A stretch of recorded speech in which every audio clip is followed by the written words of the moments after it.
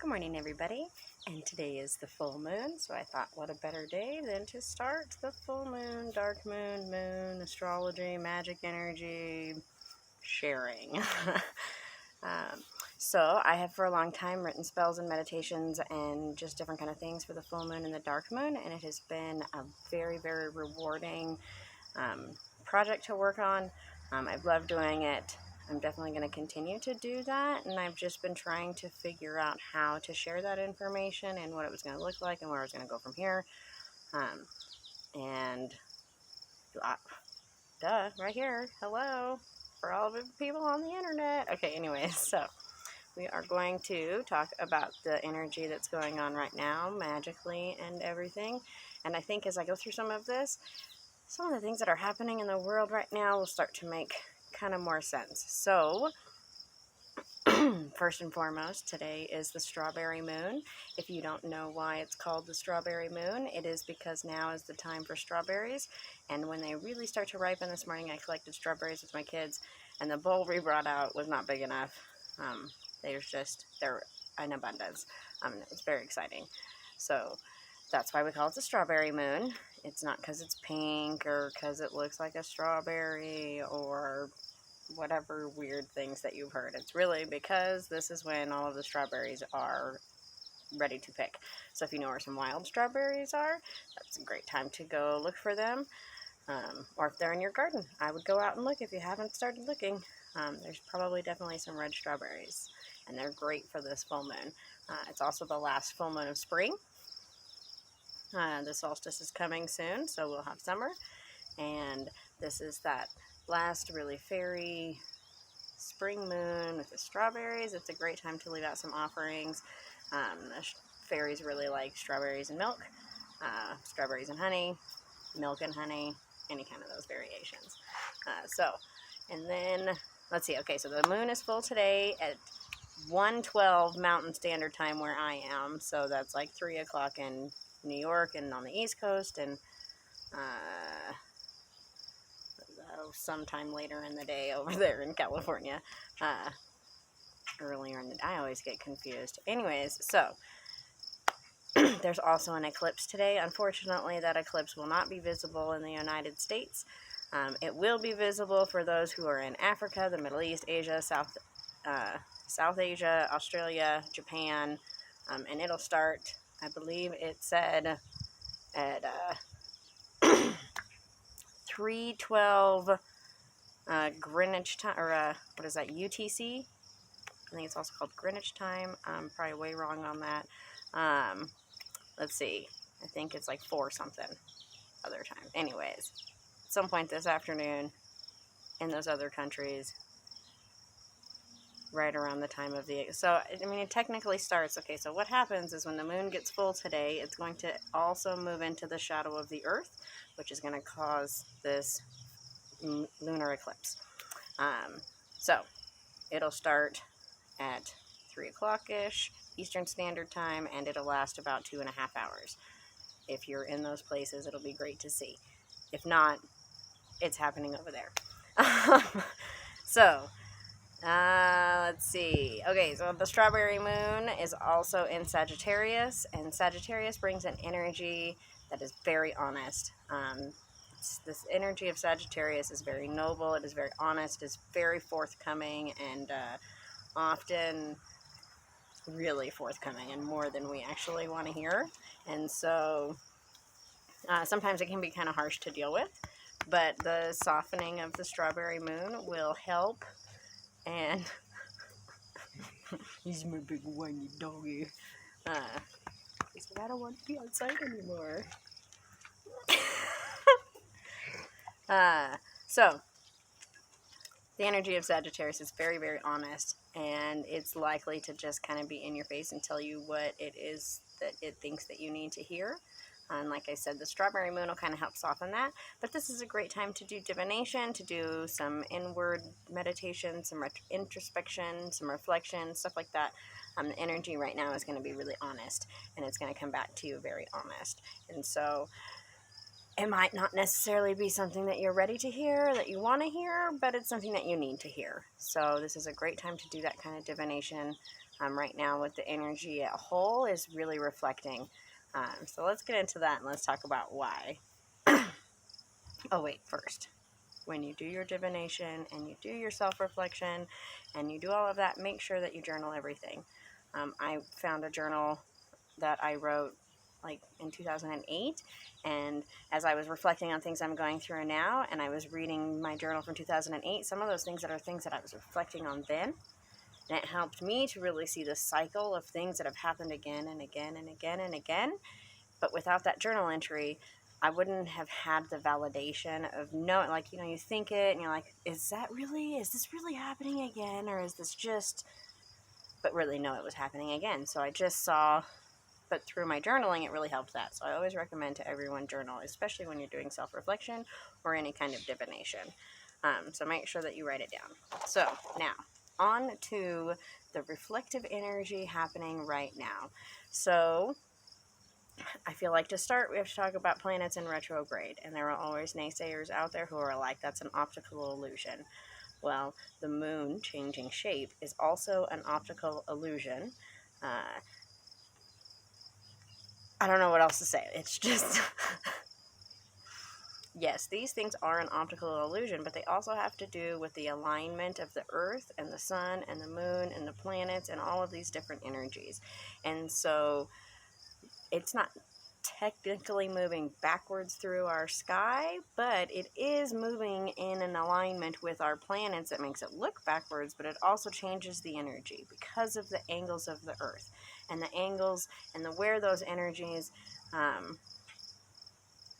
guess angles is a weird way to look at it for a lot of people, because you're like, well, then we're talking about geometry. So instead, think about it like each planet has an aura that it sends out, and that aura extends so far depending on the size of the planet and all of the things, and each aura is different. And because of those extending areas of energy, as they move past each other and as they shift past each other, they influence each other, just like two ripples in a pond. And as those move past each other and that energy is moved in a different way, when a planet is in retrograde, it's coming from this other place, and therefore those ripples look different, and the energy is different. Reflective. Retrograde times are really reflective. So everybody's like, oh my God, Mercury in retrograde. Mercury is the planet of communication and technology and all of these things that are very important to our society. Business, blah, blah, blah. When it goes into retrograde, we all reflect on that. We all think too much about what we're saying.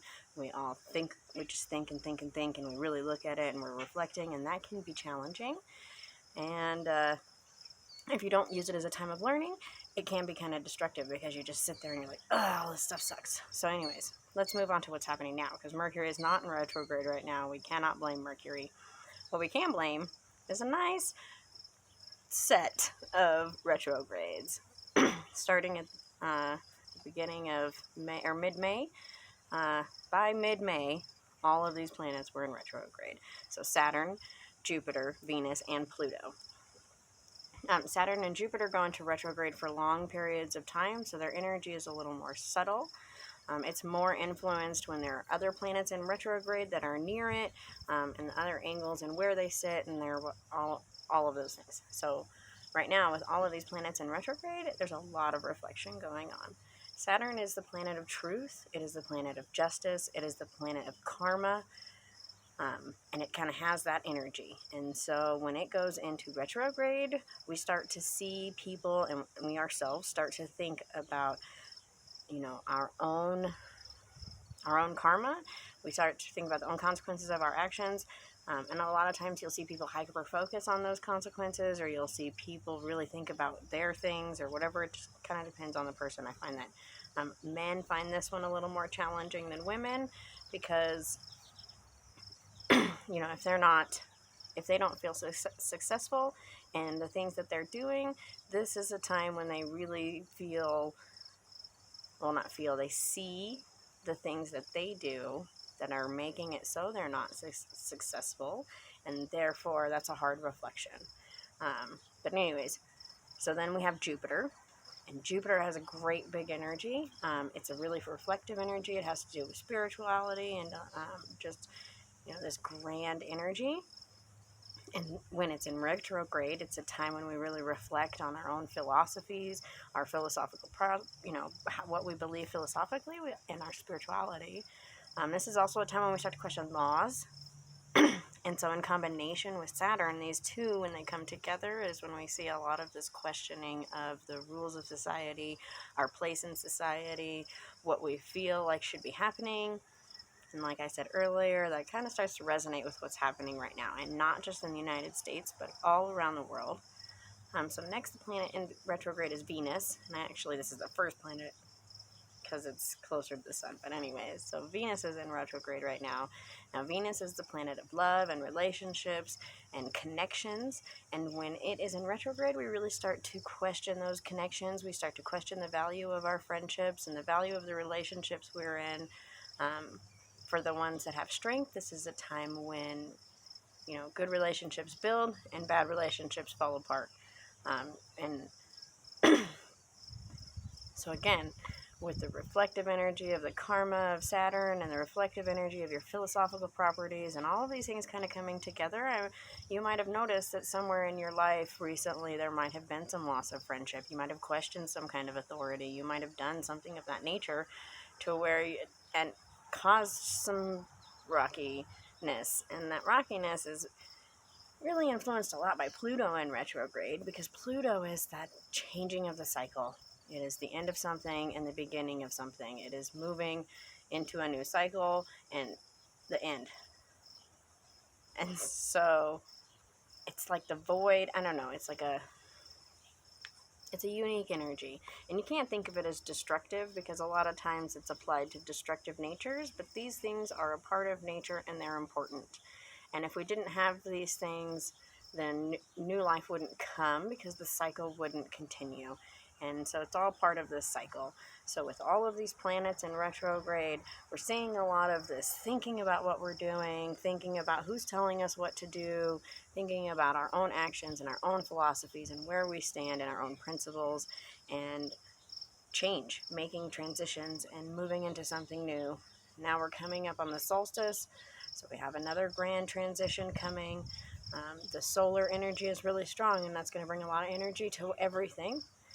Right now we have the full moon, which is also bringing a lot of energy.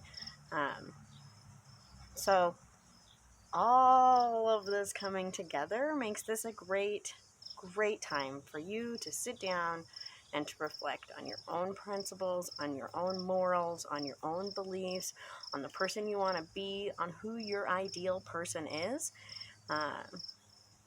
Maybe reach out to the divine, in some divination, to ask. Call upon Sagittarius to tell you that harsh truth that you didn't, you know it. It's there. Sometimes you just want to see it.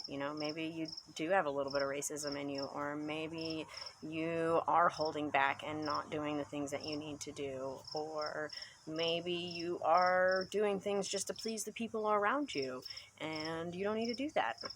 Who knows what it is? Sagittarius will let you know, because that energy is there. And so as we're doing all of this reflection, don't be too harsh on other people, because we're stressing out because we're reflecting on ourselves in these ways, and then everybody around you is reflecting on themselves in these ways. So everybody is stressed out about this, and everybody is questioning a little piece of who they are and what they believe in and what they stand for and who they want to be, and that's stressful.